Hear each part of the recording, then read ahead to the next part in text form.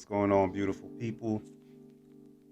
Chantal Bien-Aimé with BlokFin.Club with another video. First and foremost, shout out to my Haitians out there, you know what I'm saying? Always gotta let y'all know we in here, we getting this work in. You know, tout Haïtien, yo, c'est Chantal Bien-Aimé qui la avec Petit Joseph. Yo, fais mon faveur, vous comprenez, abonner. Yo, m'ta apprécié ça en pile, vous comprenez? Et aujourd'hui, nous avons un bon vidéo pour aujourd'hui. Vidéo ça. Et le topic là, c'est CBDC, Central Bank Digital Currency. So, you already know we're going to be discussing financial topics on this channel. And for those of you that have already done so, thank you for liking, subscribing. And for those of you that haven't yet, definitely hit that subscribe button so you can get the notifications of whenever we post a new video. But without further ado, very interesting topic today, and I'll try not to make it too long-winded, but for anybody who's in the crypto space, I think this is something that is it should be interesting to you. It should interest you. Because I think, in my mind, I think it underpins really the whole purpose of cryptocurrency. And this is a discussion that I've had with a couple close friends of mine. You know, we have different opinions. There's differing opinions all over. But, you know, for me, without trying to scare anybody or without trying to be like a conspiracy theorist or anything, you know, I in my heart of hearts, I feel like cryptocurrencies, blockchain technology, really came about as a necessity for the world governments.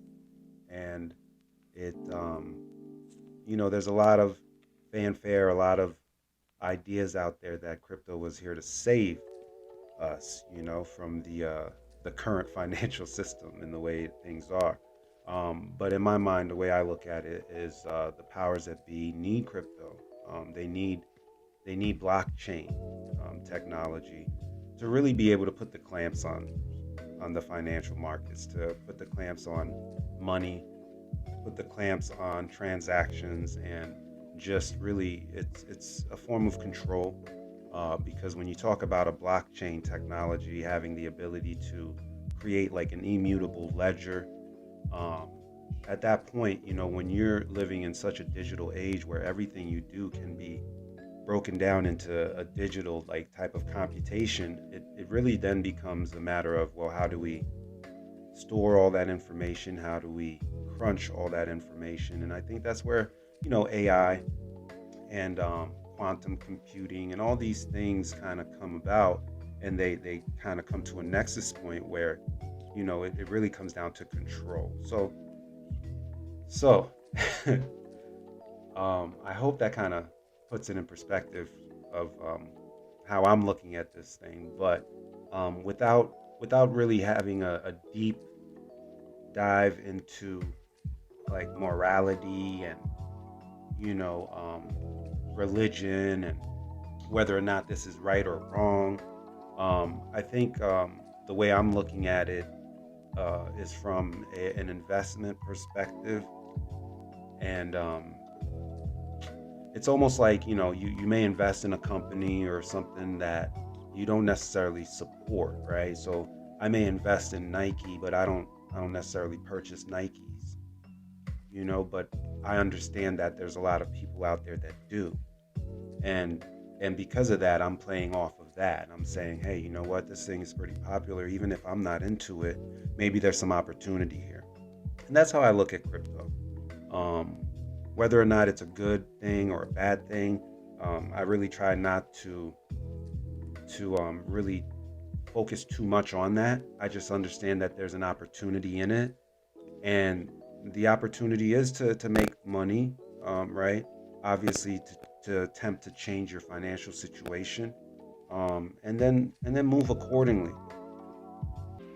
So in that regard, I'm really just an investor in the crypto space, um, because I realize uh, that this is the next evolution. I realize that there's no running away from this thing. And had I known a lot sooner, I would have gotten in a lot sooner. Because digital currency isn't something new. And what's funny is that a lot of people are gonna attempt to be like, hey, this is new, this is something new, but we've been working in a digital age for so long, and we've been transacting digital currency ever since we had the internet, to be able to transfer funds over the internet. That's all digital. It wasn't physically happening, right? So digitization of money isn't new. I think this is something, another layer that's been put on top of that, to where we have this immutable ledger, that can't be changed, that can't be manipulated. Although I guess there are some arguments to centralized versus decentralized blockchains, but the immutable ledger part of it is still the same. Um, and so, with that element, that comes down to really a form of control when you're able to really just monitor everything. And that's really ultimately what I think most of the governments want to be able to do, is to have better control of their citizens and what they do. And man, there's so many different rabbit holes we could go down. And the problem for me is I want to try to make the videos interesting. I want to make them, clear and concise. Um, but man, it's just, there's so much to talk about. So you got to bear with me. But within blockchain and cryptocurrencies, people don't understand that this doesn't have to do with only money and current currencies. It also has to do with other things, other facets of life, mobility. It has to do with supply chain. It has to do with um, entering and exiting a building. something so something so trivial, um, to us, right? But what you don't understand is that there's someone who feels that that information is necessary and it's important. And so you have cryptocurrencies, right? So you can go on Coin Market Cap and you can look up a crypto coin. Um, and the company that's backing this crypto coin has the idea to manufacture a product that they put on top of a doorway to monitor traffic. And again, what happens is this blockchain is a layer that gets applied to every facet of life now. Um, and so that whenever there's entry or exit into a building, that information gets put on a blockchain, an immutable ledger. And from there, it's whatever the company wants to do with that information, I guess, is what they're going to do. I don't know. I haven't read too deep into this particular technology, but you could just extrapolate and just think, of all the possibilities. Um, yeah. So it could very well be a good technology for very like high tech production plants. I've been privy to work in a high tech production plant at one point, and a question of access is a very big topic, because you don't want the wrong person with the wrong credentials getting into the wrong areas. There's very sensitive information, things like that, and so it might make sense that you want to track the traffic into and out of a room, And then maybe to go a step further, you want to track the person or the thing that's moving in and out of the room. And so when we build out all these technologies, we start to understand that, the more interconnected they become, the better control measures are able to be put in place. And so, yeah, so crypto, blockchain, um, all these things are going to kind of come together to really bring us into that new age, that everyone's talking about. And I feel that's where it's going. So because of that, right? So getting away from like the what seems to be like more negative aspects of it, right? What I'll say is that cryptocurrency and the way things are going is definitely an opportunity because, for something that's really coming from the top down, and that's how I feel. Like I don't feel that this was something that was created by some freedom fighter, that was looking to free us from the current banking situation. I think this was something that was orchestrated, right? But either way, there's opportunities because um, it's really going to be the new way of life, um, digitizing everything. And cryptocurrencies have definitely offered people an opportunity to change their financial situation and then move on to whatever it is they want to do. Some people get into crypto, hey, they make that bag and they get out and they go on to seek other things.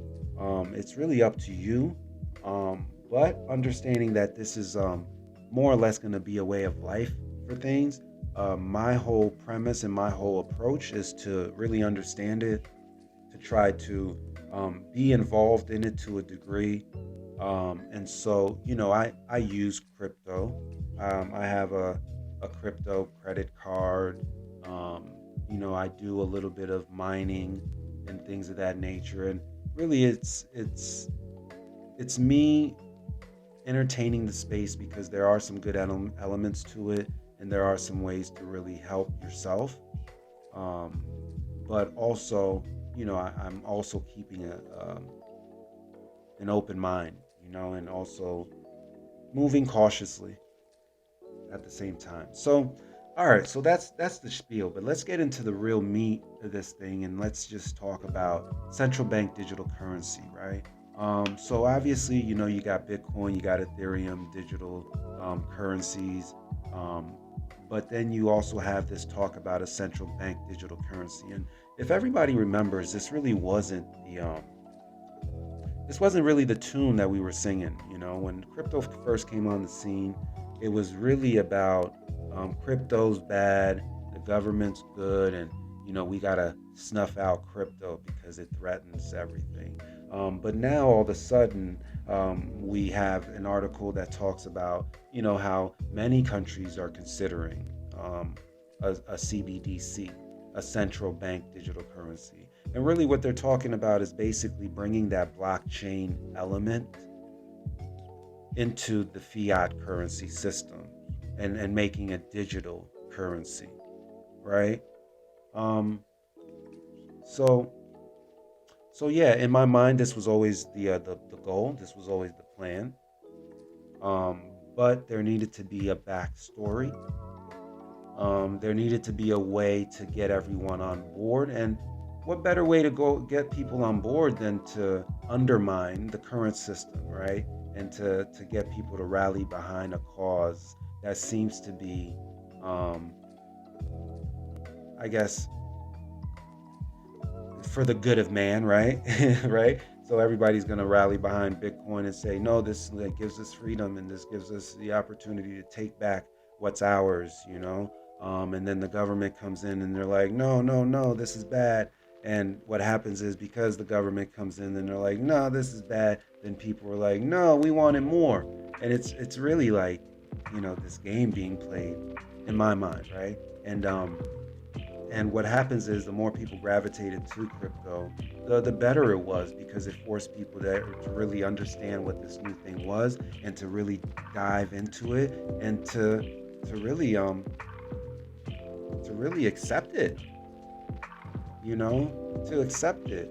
And the fact is, when you talk about governments coming together to work against something, there's really not much you on the ground as an individual can do, you know, um, because there's so much going against you in the form of control, money, access, and um, it's tough, So this was something that I feel was on the horizon from the beginning. It's something that I always talked about. And when I bring up the term Trojan horse, some people get offended by that. Some people that are in the crypto space get offended, and because they feel that I'm undermining the very essence of crypto and the purpose of it and why it was created. And I'm not doing it to be disrespectful, but I'm just doing it to open up a conversation about the possibilities, not the probability, the possibilities. Could this have been a Trojan horse? Could this have been something that was given to us as a gift, but really turned out to be a curse? But hey, we're gonna find out in the end of it all. In the end of it all. But here we go. Central bank digital currency. What is it? Central bank digital currency is a digital form of a country's fiat currency, which is regulated by its central bank. Okay? You can read on, and this is just going on Google, typing in CBDC or central bank digital currency, and this stuff will pop up. So CBDCs are not cryptocurrencies. Okay. I guess if we're mincing words, I guess so. But I use the terms interchangeably, because yeah, for me to be able to buy a coin on CoinMarketCap, watch the price of it go up, I sell it, then I transfer it to Bitcoin, I sell it for cash, and I'm able to use it. I'm gonna call that a currency. They're gonna say it's not a cryptocurrency because I think what they're making the distinction between is the fact that it's not decentralized. And why would it be? Because that's not giving the government full control. So it's decentralized to an extent, but it's controlled by one entity per se, right? Um, but but yeah, so they're gonna say that it's not a currency, okay, a crypto. Although the idea for CBDCs came from cryptocurrencies, they are two very different types of digital currencies. The key difference between CBDCs and cryptocurrency is centralization. So there you go. Now, this is from January 24th, 2022. A very different tune from, 4 years ago. So across the world, only 2 nations currently use a CBDC. Damn, that's interesting. And you see how this stuff just kind of like rolls, like it just rolls, it just comes, and it's almost like, well, when the hell did that happen, right? you know. But yeah, this has been in the works for a while. So across the world, only 2 nations currently use CBDC, with the Bahamas, Sand Dollar, launching in 2020, and Nigeria's Naira in October of this year. So there you go. How is CBDC different from cryptocurrency? The first main difference between the two is that Bitcoin is a cryptocurrency and a CBDC is not. Again, they're going to try to mince the words, and they're going to try to tell you, hey, this isn't cryptocurrency. What it is a digital dollar, But what underpins it is blockchain technology, and that's where the real meat is. I'm not gonna sit here and try to argue with people whether it's a cryptocurrency or not. And this is what they do is they throw a lot of confusion in there, and they mince words. And when the real deal of it is that this is a currency that's on the blockchain. And so now when they talk to you about, hey, if you're sending $600 on Cash App, you better report that, or if you're receiving $600 or more on your Cash App, you better put that in your taxes. Now, yeah, I mean, there's obviously a way for Cash App to have a record of that. Um, but now it's an immutable ledger, possibly because you're going to have to transact with CBDC, and these transactions are all going to be on the blockchain. So it makes it just a little difficult, And I'm not advocating, gaming the system, but as a citizen, there are laws and there are loopholes or just ways to do things that benefit you, and that goes for tax law, things like that. And so, these things are put in place, and so as long as you know the rules and you abide by the law, you can take advantage of certain things. But with more control in the digital space, and having an immutable ledger, it makes it a little more difficult for you to try to game the system if you ever thought to. Okay, so let's take another look here. Um, data, digit, digitalization, decentralized finance, and central bank digital currencies. Oliver Wyman. That looks like a decent article. I may read into it a little bit later. But yeah. So in talking about digital currencies, I received an email um, from Stellar Developmental Organization or Developmental Fund (SDF). But either way, it had to do with the digital currencies, central bank digital currencies, and they actually came out with a resource, kind of like a guide, okay, uh, for understanding CBDCs. And this was a very interesting guide because it's really geared towards regulators and policymakers, right? So you see on the front it says a guidebook for regulators and policymakers. And I got to do a video on Stellar because I'm very bullish on Stellar, and I've been for a very long time, because very early on I was in the financial field, um, and this stuff interests me, and with the coming of you know digital currencies, I kind of thought into the future, and I tried to understand, well, what the heck is this thing really about? And in my mind, when I first heard of digital currencies, Bitcoin, I already thought into the future, and I already thought to finance and money, and I said, hey, digital currency, okay, this is the next evolution. And because of that, I was always very interested in the financial coins, okay, coins that dealt with the banks. Whereas everybody was like, crypto, oh, this is going to free us from the banks. I was like running into the arms of the banks. I was like, which one of you guys are partnering up with particular cryptocurrencies to really usher in this real change that y'all want, Um, basically layered on top of this blockchain mess, right? So I was always very interested in XRP. I was always very interested in XLM, these so-called ISO coins. And I said at the end of it, this is what's gonna really rise to the top after the smoke is cleared.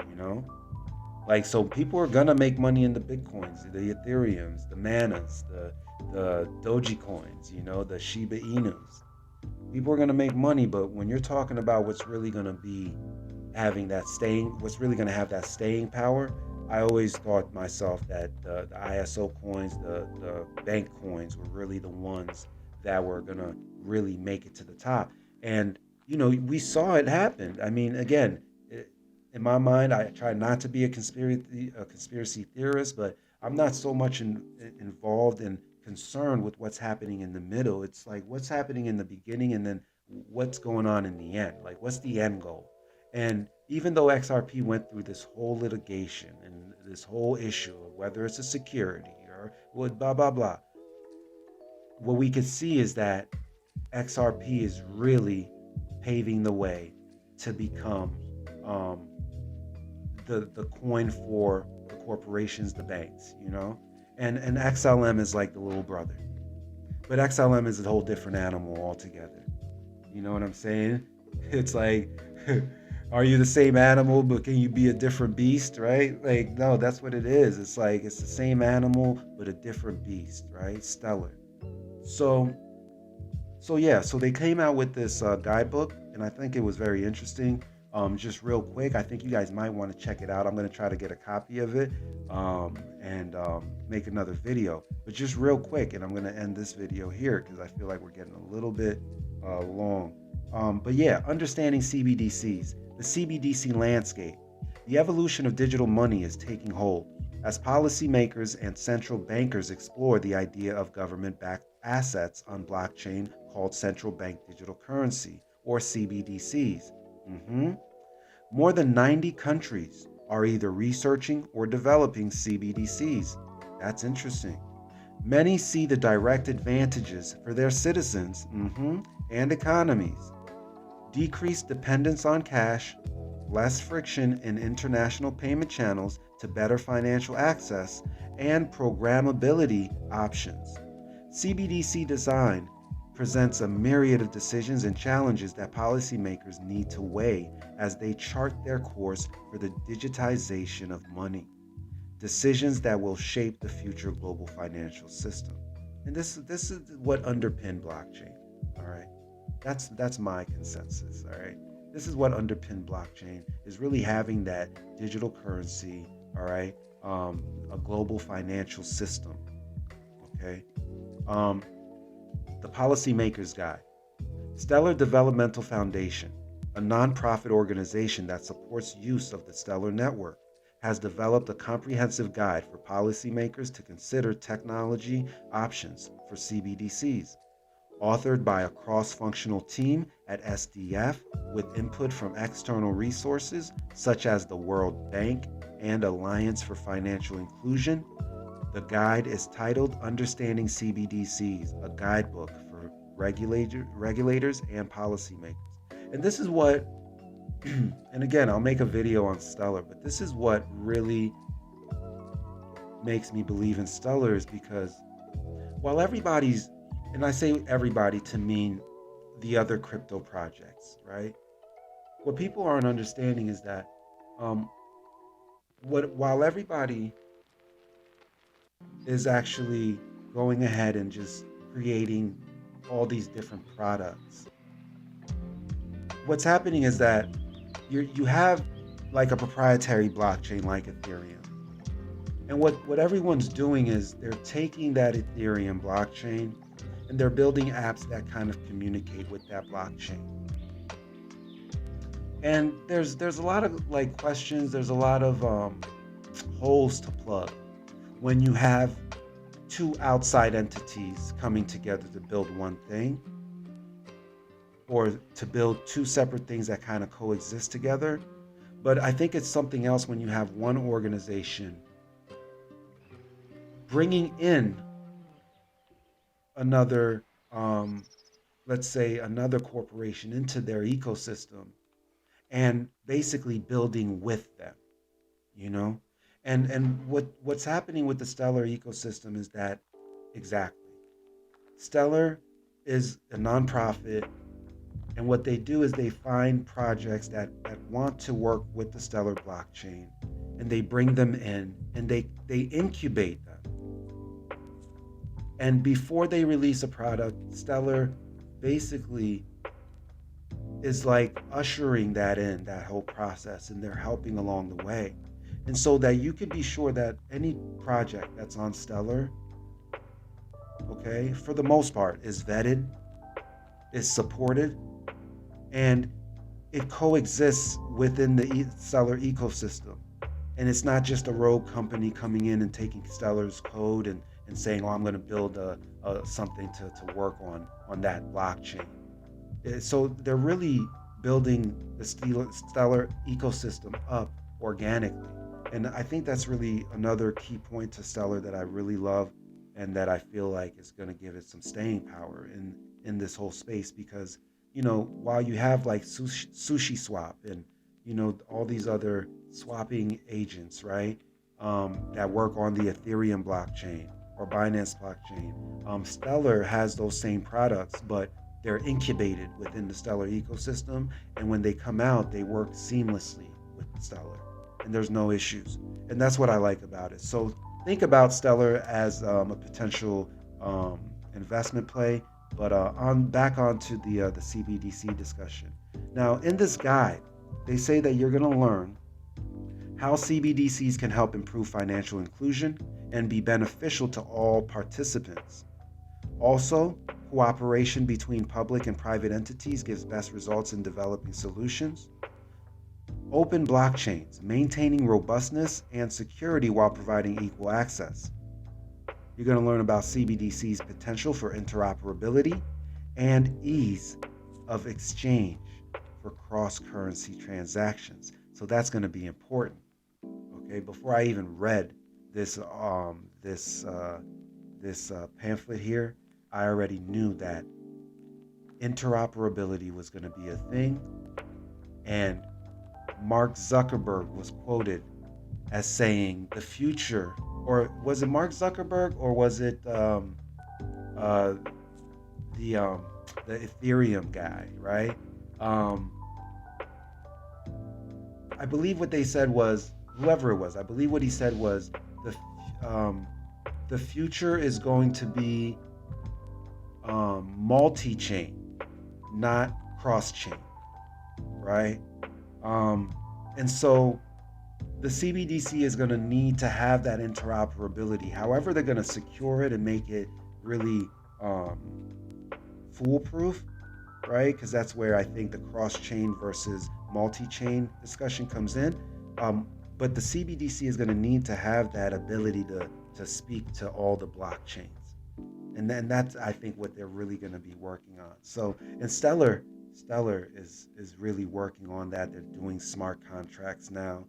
Well, hopefully they're going to have it by 2022. All right, so look into that. But also they're going to learn about comparison of key characteristics to prioritize: interoperability, security, sustainability, reliability, and programmability. All right.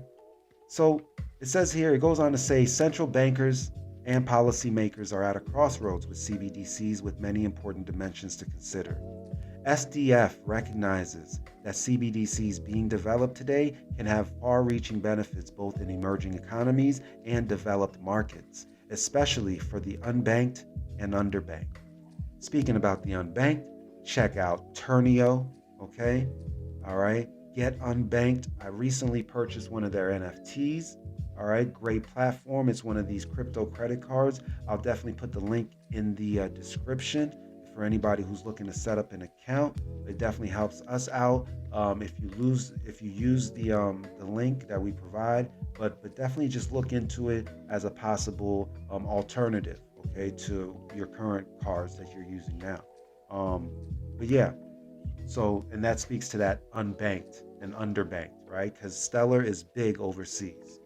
All right, so it goes on to say that the authors hope this guide provides insight to global decision makers and helps them achieve the potential positive impact of CBDCs on an open network. The vision at SDF is to support the realization of an internet of money that makes sending payments as easy as sending an email on systems that are available to everyone. So yeah, man, I think that's about it. I'm gonna do some more reading on my own, but I definitely recommend you guys to look this stuff up for anybody who's investing in crypto, for anyone who's interested in investing in crypto, because I think there's so many cryptos out there. Sometimes, it's hard to make a decision on which ones to invest in. But I think the key thing to keep in mind is that the systems as we know it are still going to exist. It's just going to have a layer of blockchain on top of it. Okay. And so if you really just focus on, companies, cryptocurrencies that are really just adding a layer onto the already existing system, I think you'll have an idea of where to go, because like I said, when crypto came up, I automatically thought finance, in the financial system and how they're going to utilize it. And I had already seen way ahead into the future to where insurance companies were going to use crypto or blockchain technology to lower their risk, with certain people that um, they insure. I knew that cars, self-driving cars, were going to use blockchain technology to better just keep records of things that are happening around it, that it's monitoring, right? All these things, and you could find coins that deal in all these particular spaces and nuances, right? Way back when I invested in a coin called Auto, and they dealt with autonomous driving and car to car communications. And, it's interesting to see what's happened with them so far. They're still up and running, but their crypto isn't heavily traded on any platforms. But either way, crypto is here. There's great opportunities in it. Um, Try not to get caught up in all the FUD, um, but definitely keep an eye on legislation and what's going on in your country so you can mitigate any losses that could happen from, platforms getting shut down, things like that. And that's why, for me, just to really cap it off, that's why I chose to go with bank coins and ISO coins, things like that, because I knew at the very least that these coins were going to be part of the overall system, as we know it. And so, yeah, man, another video from BlokFin.Club. If you enjoyed it, please like and subscribe, share it, and again, to all my Haitians out there, ou get an konen men, nou la na fè travay la, kompren, pa gen problem, pa gen danje, abone, channel la li bien important men pou koute informasyon sa yo, e, yeah, man, so yeah, check us out, alright, peace.